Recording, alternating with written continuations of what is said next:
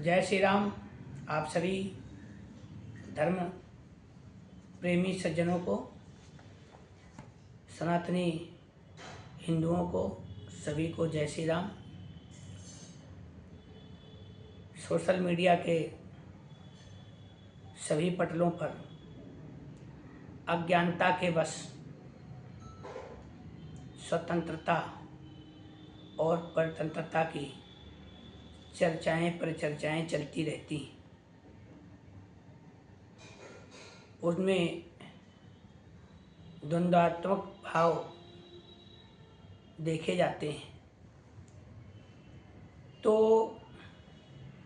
वास्तविक में परतंत्र कौन है और स्वतंत्र कौन है, इसको जानना चाहिए। हम कहाँ पर परतंत्र हैं और कहाँ पर स्वतंत्र हैं। भौतिक स्वतंत्रता ही स्वतंत्रता नहीं है। वास्तविक में कोई भी व्यक्ति स्वतंत्र नहीं है। स्वतंत्र कौन है और परतंत्र कौन है, इस विषय में थोड़ा सा कुछ पंक्तियाँ पूर्व की भांति मैं पुनः रख रहा हूँ। परतंत्र सो ही मूढ़ है, बस में न जाकी इस इंद्रियाँ, अपनी तरफ है खींचती जो एक की बहुपत्नियाँ। कैसे सुखी सो होए जो 10 इंद्रियों का दास है, नरमूढ़ भोगासक्त का निश्चय ही होता नाश है। अगर आप अपनी इंद्रियों के वशीभूत हो करके और आप कार्य कर रहे हो तो भी तो आप परतंत्र हो, कहाँ पे स्वतंत्र हो। परतंत्र सो ही मूढ़ है जो क्रोध के बस होए है, बहुकाल का तप एक दिन में व्यर्थ देता खोए है। जो मूढ़ बस है क्रोध के, निज तंत्र नाही हो सके, जिसके लगी घर आग हो सुख से कहाँ वो सो सके। परतंत्र सो ही मूढ़ है जो लोभ के अधीन है, हो जाए कोठाधीश भी तो भी सदा ही दीन है। निज तंत्र होना चाहता पर लोभ नाही त्यागता, नव वृक्ष से जो मूढ़ नर है पुष्प लेना मांगता। परतंत्र है सो मूढ़ जिसको देह में अभ्यास है, छोटा बनाता आत्म को सर्वत्र जिसका वास है। छोटा बना दे बृहत को, सो क्यों नहीं परतंत्र हो, मैला बतावे आपको सो क्यों नहीं अपवित्र हो। परतंत्र है सो मूढ़ जो ममता करे है गेह में, करता सदा ही स्नेह अति अपने पराये देह में। मरदेह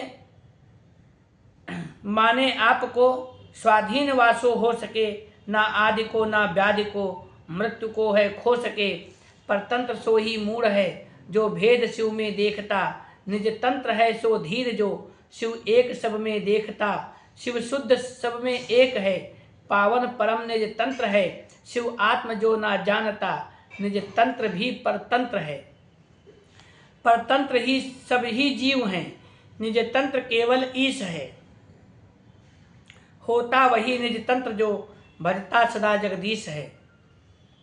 निज तंत्र होना चाहता जीवत्व नाही छोड़ता, सो मूढ़ फल टूटा हुआ फिर वृक्ष में है जोड़ता। परतंत्र सो है मूढ़ जो सत्संग में जाता नहीं, मैं कौन हूँ क्या है जगत ये जान है पाता नहीं। क्या जीव है क्या ईश है ये भी नहीं जो जानता, निज तंत्र कैसे होए सो जो भेद सच्चा मानता।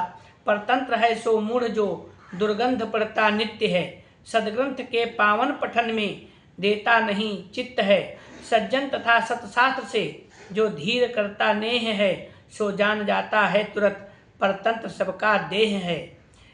परतंत्र केवल देह है, देही सदा निज तंत्र है, जो देह देही जान ले होता न सो परतंत्र है। चिन्ह मात्र देही भजता भज सदा, जड़ देह भोला त्याग रे, निज तंत्र हो परतंत्रता, भव जेल से उठ भाग रे।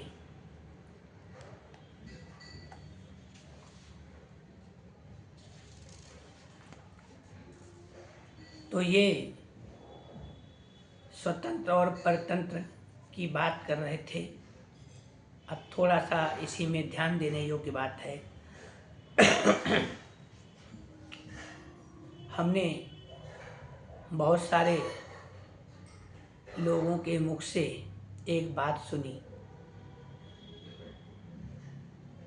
और बहुत अहम के साथ सुनी। हम भी पंडित जी, हम भी भक्त हैं, हम भी भगवान के भक्त हैं। ठीक है, सामाजिक वातावरण है, मान लेता हूँ आप भक्त हैं, लेकिन क्या कभी सोचा है ये भक्त शब्द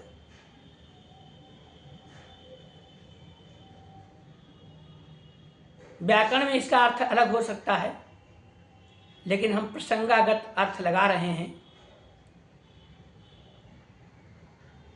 प्रसंगागत अर्थ अगर देखा जाए तो एक शब्द है भक्त और एक है विभक्त। विभक्त यानी बटा हुआ, और भक्त यानी जो कहीं भी बटा हुआ नहीं है।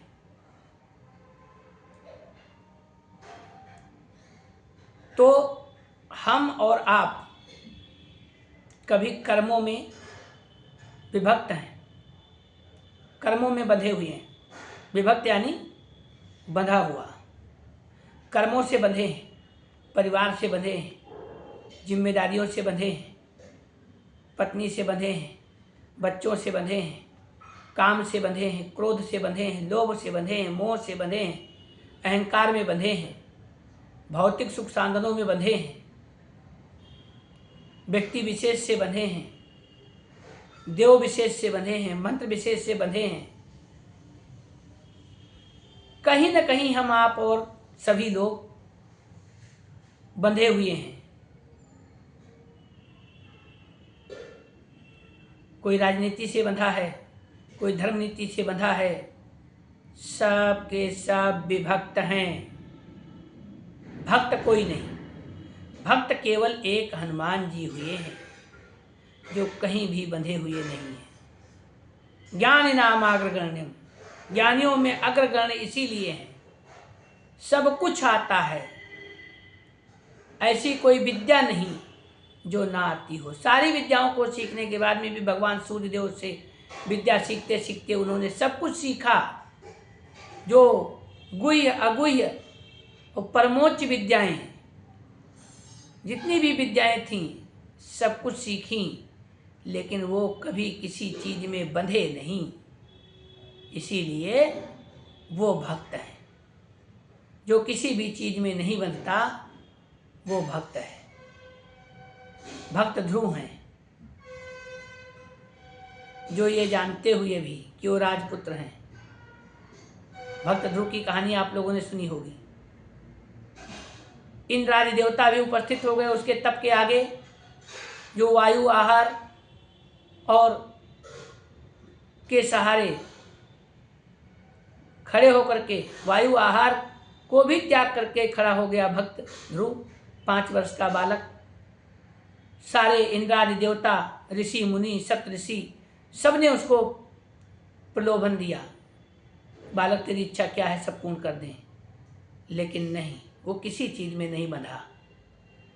जब एक हरि में बंध गया माँ के उपदेश से, तो वहीं पे बंध गया, भगवान को आना पड़ा। ये भक्त हैं, भक्त प्रहलाद हैं, जानते हैं सब कुछ, पिता ने कहा सब कुछ तेरा है लेकिन तू मुझे ईश्वर मान, लेकिन नहीं, वो कहीं नहीं बंधा, किसी चीज से नहीं डरा, डर से भी यानी भय से भी नहीं बंधा, तो वो भक्त है। जो बंधा हुआ है वो भक्त नहीं है।